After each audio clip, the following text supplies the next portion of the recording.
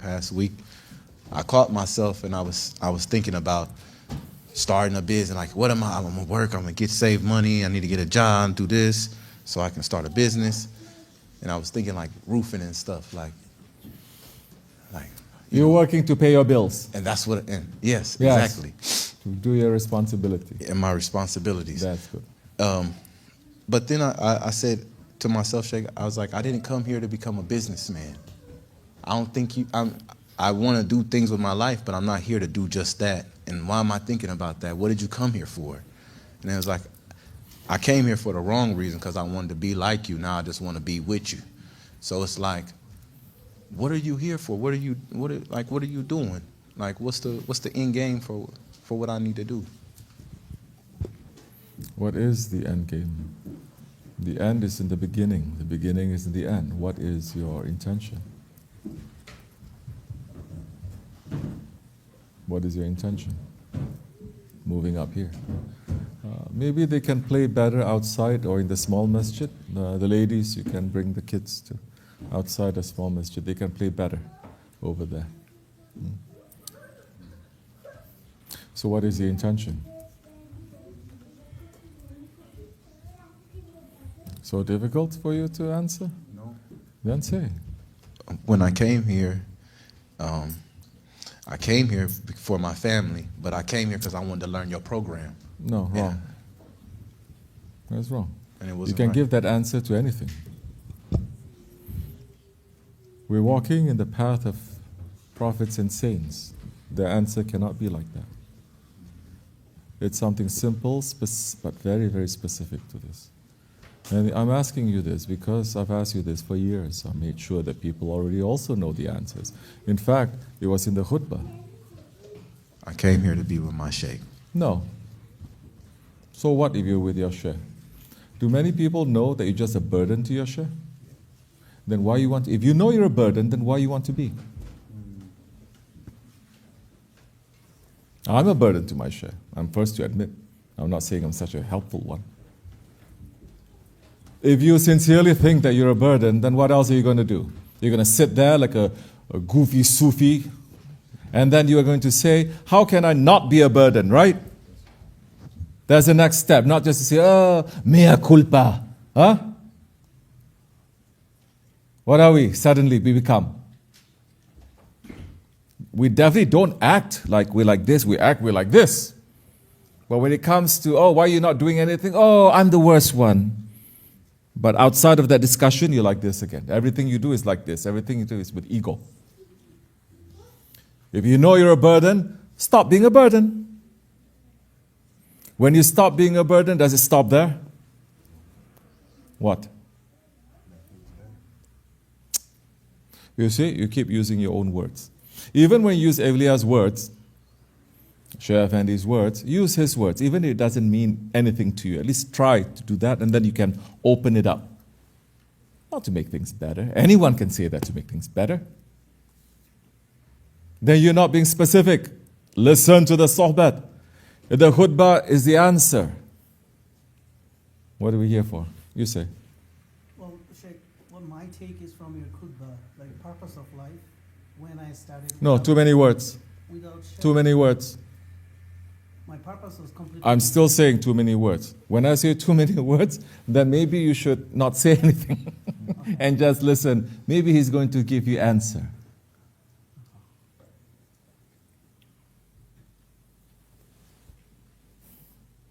Let's see. Good try. I'm not saying you are wrong. I'm not saying you're wrong too. But what I'm trying to say is, consider this answer. I'm not saying you're wrong. Everyone, especially today, everyone thinks they're right, Yani. But I'm saying, consider this. Whose answer? Our Sheikh's answer.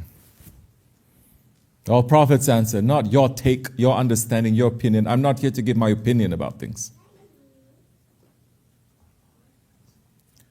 So what is it? Purpose of life.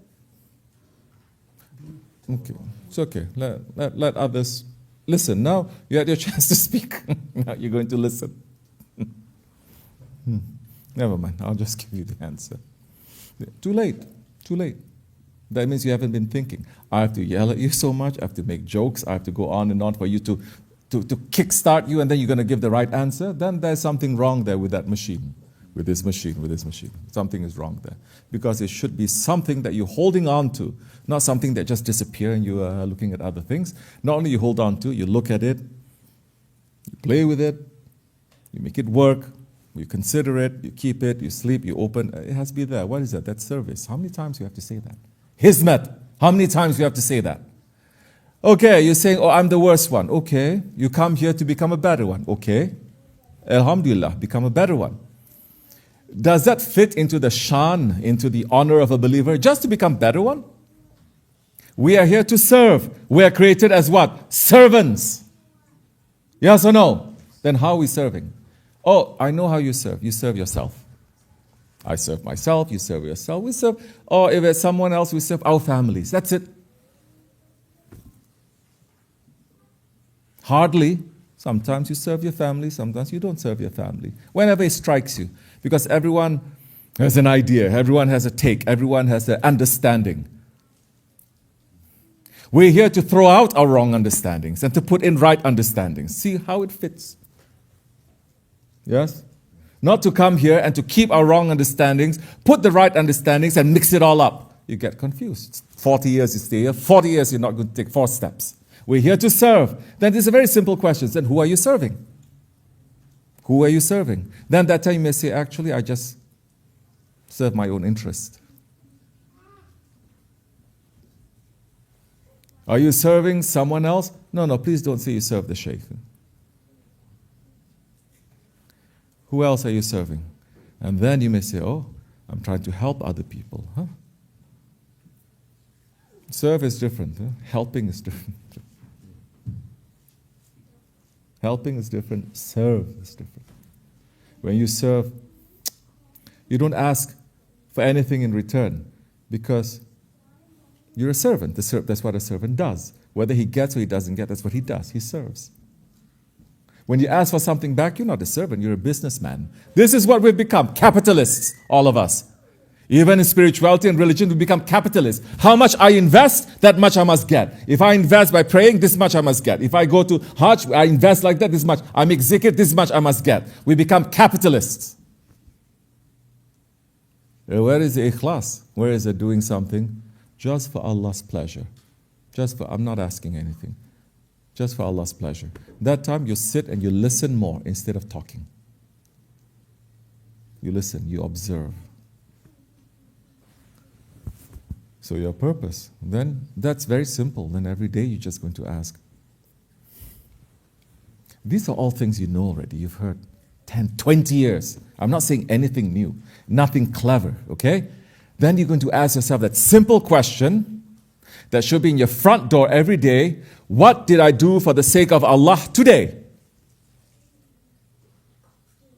Who did I help? Who did I serve? Ask. We make it easier that you are with Muslims, mu'mins, people of tariqat, that you can see them every day if you want to. Because people complain, oh, there's no tariqat people, all are Wahhabis, okay? Oh, there's no Muslims, oh, there's no this, there's no that. Okay, then come. But we see you're coming here and you're still behaving like you were over there. So it's not the problem of the people around you, it's your own problem, our ego that is there. You're only going to serve when someone treats you nice. The sun is shining. There are billions of people that they're declaring war on Allah, but the sun still shines on them. The breeze still comes, the rain still falls. But our behavior has become very transactional. Okay? Like capitalists. Oh, we only do good, we only do something if someone does something nice to us. If they do something, that means you still want something back. I know it's natural, but we are here to also be natural, not only for regular insan, but to be natural to salihin, natural to the awliya, natural to the anbiya. Their naturalness, their natural state is different, you know. Their natural state is different than ours. Are we here to learn how to be natural, the way of dunya, ahli dunya, nature? No. We're here to know the nature of the prophets, right? To put the sunnahs and the traditions of the prophets and to live in our life, to be in sohbah, not just to listen, but to put it in your life. So you're going to ask, how am I going to serve? And then you may say, oh, if you go to sleep thinking about how to solve people's problems, not just your own problems and your own dreams, your own fantasies and visions, other people, how do I help this one? How do I help? For some of you, I give work. It's an honor to have work. Work that is here to solve things at the dergah. Even if it's something simple as, oh, when we're going to cut the grass, what we're going to cook tomorrow. It's still service, yes? Allah is not saying your service now, if you lead prayer, is much higher than someone who is cooking or cleaning the toilet. None. Because the pleasure of Allah is hidden. How many times you hear Shaykh Effendi saying that? You don't know where the pleasure of Allah is hidden. Something small or something big. How many times we need to hear that Hujjatul Islam, the opening came to him. Why? Because he let the fly take its right to drink the ink from his pen. Okay? That so many other holy ones, because of some small deed that they do, not the big deeds that they do, small deed, because you feed someone, because you give water to a cat, that it is accepted. So we are here to look for the rida of Allah. Where is the Allah's pleasure hidden? You must be urgently looking. So many of you are very relaxed. You're not looking. You're not hungry to serve. You're very relaxed, Yani. Don't you know you may die tonight? And if you die, and you say you've been there 1 year, 10 years, 20 years, and you still didn't find the pleasure of your Lord, shame on you. And those who are, look at yourself. You go to sleep thinking. You wake up thinking. If you do, think, but don't let your shaitan to fool you to say, I'm doing something also. And don't try to say, this one doesn't listen to me, this one doesn't listen to me, just because the Shaykh sometimes use that kind of language. You're not the Shaykh. So you don't complain. It is an honor. That way every day, even if every day things are broken, you'll be happy to fix it. Because what else are you going to do? You can earn this whole dunya. It's not going to be accepted to you if you are not serving the ones whom Allah loves. Love and serve the ones that He loves.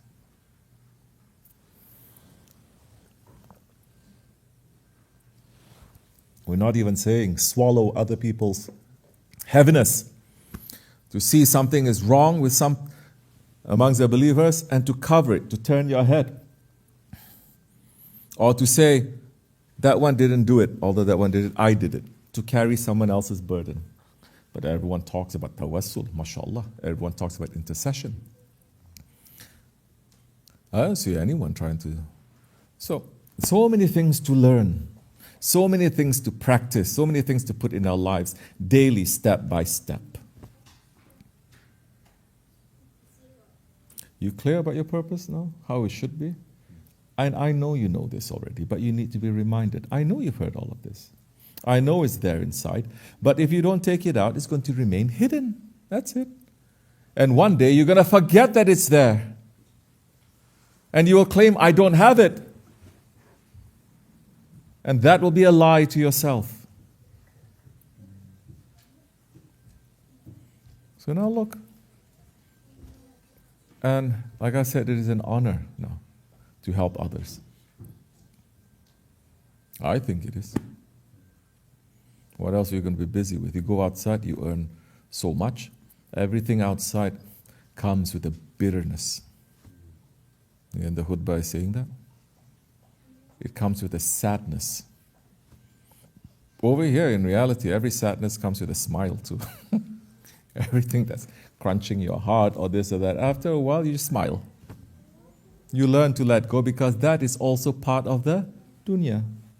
All of that is just part of, it's just going to come, it's just going to go. And then if you're smart, you say, When does it go? Oh, it goes when I'm sleepy, it goes when I'm hungry, it goes when I have a headache. So let me try to engineer those moments so that it can just go. Because when it stays and I'm not finding a solution, I'm not doing anything, it's a problem. It's just going to trick me. So put it aside. We'll learn how to file things away. Not for it to just how you say? Yeah, pile up in front of us. Yes? And say, okay, that later. And then later, when you are nice and calm, okay, let's open that. Because maybe that day you open it, you're so overwhelmed. But the next day, you have enough sleep, you do, okay, I'm ready, you open, it's not over, you're looking for solutions. But your ego doesn't want to find solutions, just want to make drama. Drama after drama, everyone wants to perform. This is what the whole internet has become. It's a performative culture. Everyone is performing. No one is real anymore. No one is being authentic anymore. No one is being natural. Everyone's performing. I used to think it is so fake. I hate taking pictures or seeing people take pictures because they'll drop it. And now it's common. And now that's become normal. It's not normal to me.